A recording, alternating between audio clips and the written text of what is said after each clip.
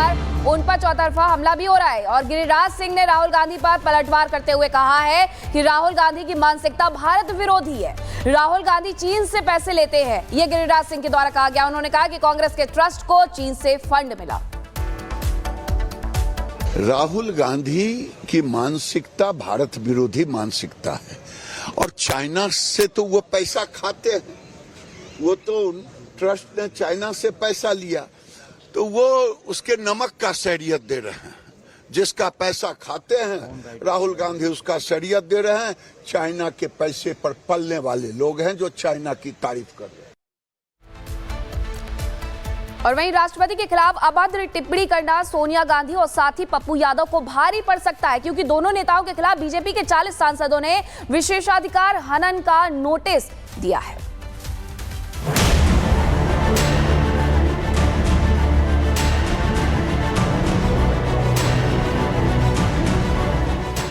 संसद का बजट सत्र शुरू हो चुका है, लेकिन राष्ट्रपति द्रौपदी मुर्मू के अभिभाषण को सोनिया गांधी और राहुल गांधी ने बोरिंग बताकर देश का सियासी पारा चढ़ा दिया है। बजट सत्र में राष्ट्रपति के भाषण के बाद बाहर निकली सोनिया गांधी ने राष्ट्रपति द्रौपदी मुर्मू की थकान का जिक्र किया।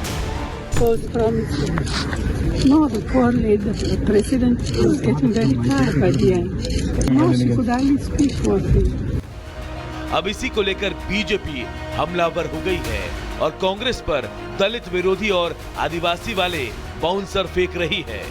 सबने इसे आदिवासियों का अपमान बताया। बीजेपी सांसद राज्यसभा सभापति जगदीप धनखड़ से मिले और सोनिया गांधी के खिलाफ विशेषाधिकार हनन नोटिस दिया।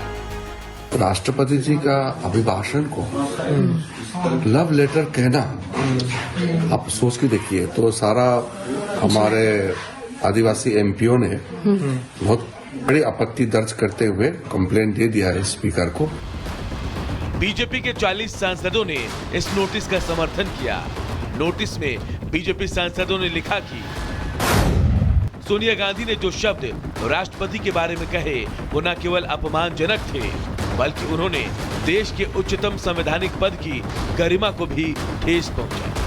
मामले को संज्ञान में लेकर सोनिया गांधी के खिलाफ उचित अनुशासनात्मक कार्रवाई शुरू करें। ऐसी कार्रवाई न केवल संसदीय नियमों की पवित्रता को बनाए रखने के लिए और सिद्धांतों को मजबूत करने के लिए भी जरूरी है। बीजेपी सांसदों ने निर्दलीय सांसद पप्पू यादव के खिलाफ विशेषाधिकार हनन नोटिस दिया, जिन्होंने कहा था कि राष्ट्रपति एक स्टैंप है, उन्हें सिर्फ लव लेटर पढ़ना है। बेचारी का तो कोई दोष नहीं, वो राष्ट्रपति हैं, वो तो स्टैंप है और किसी का लव लेटर पढ़ना है उनको।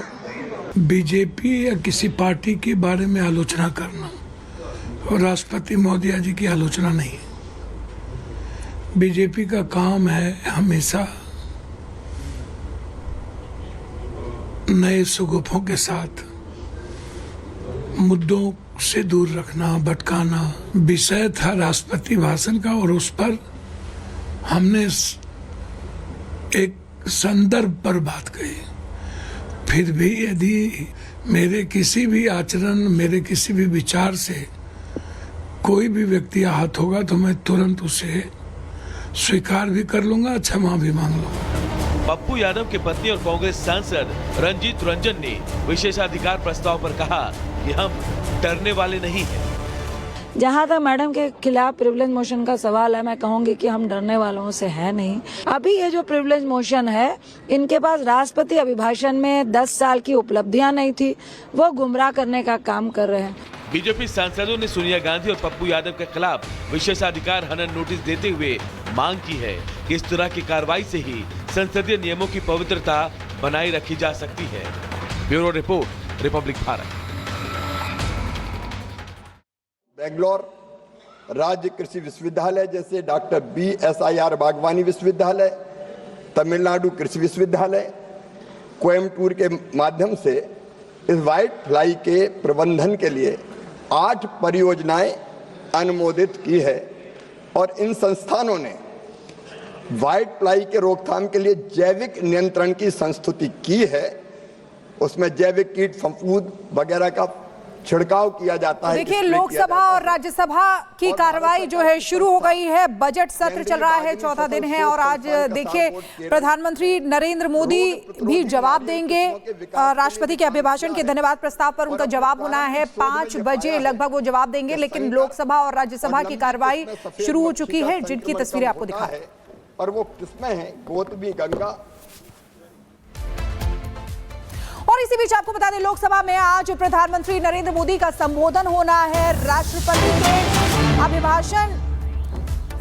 के अभिभाषण पर आज प्रधानमंत्री नरेंद्र मोदी जवाब देंगे। शाम 5 बजे लोकसभा में जवाब देंगे। वहीं गुरुवार को भी राज्यसभा में राष्ट्रपति के अभिभाषण पर धन्यवाद प्रस्ताव पर जवाब प्रधानमंत्री नरेंद्र मोदी देने वाले हैं।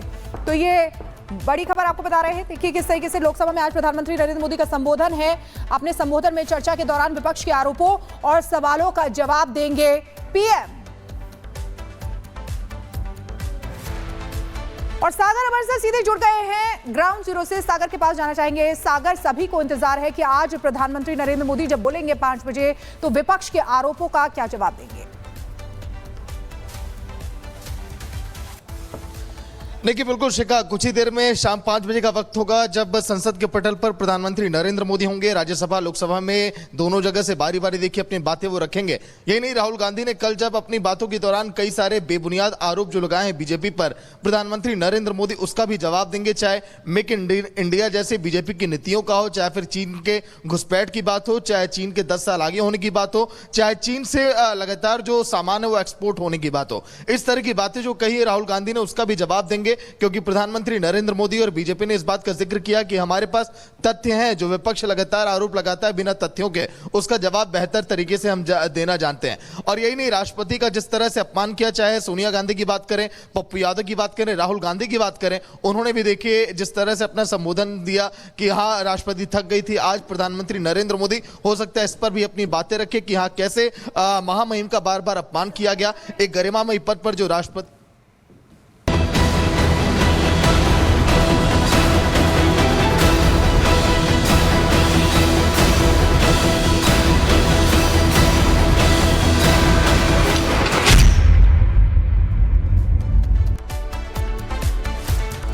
और अब बात करते हैं महाकुंभ की। मुख्यमंत्री योगी आदित्यनाथ प्रयागराज पहुंच चुके हैं और आज यहां पर भूटान नरेश भी पहुंचने वाले हैं। मुख्यमंत्री योगी आदित्यनाथ और भूटान नरेश की इसके पहले मुलाकात भी हुई है। दोनों ही संगम में आस्था की डुबकी लगाने वाले हैं। मुख्यमंत्री योगी आदित्यनाथ जब से तैयारियां शुरू हुई थी तब से लेकर के महाकुंभ के शुरू होने के बाद लगातार महाकुंभ पहुंच रहे हैं। तस्वीरें सामने आ गई हैं जहां पर भूटान के नरेश से वो मिलते हुए नजर आ रहे हैं। उनका स्वागत किया गया है। भूटान नरेश आज डुबकी लगाने वाले हैं। इसके पहले कई देशों के मेहमान आए हैं जिन्होंने डुबकी लगाई है और आज मुख्यमंत्री योगी आदित्यनाथ के साथ भूटान नरेश भी स्नान करने वाले हैं महाकुंभ में। ये स्नान विशेष होने वाला है। उसके पहले मुख्यमंत्री योगी आदित्यनाथ और भूटान नरेश की मुलाकात हुई है।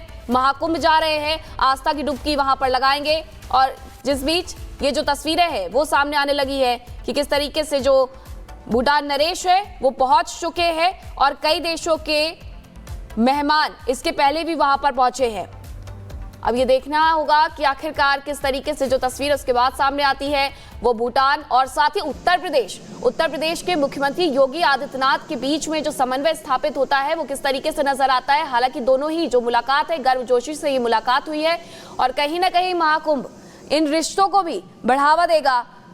जिस बीच भूटान पहुंचे हुए हैं, भूटान के नरेश पहुंचे हुए हैं महाकुंभ में। हमारे साथ हमारी सहयोगी ऋतु जुड़ गई है। ऋतु का रुख कर लेते हैं।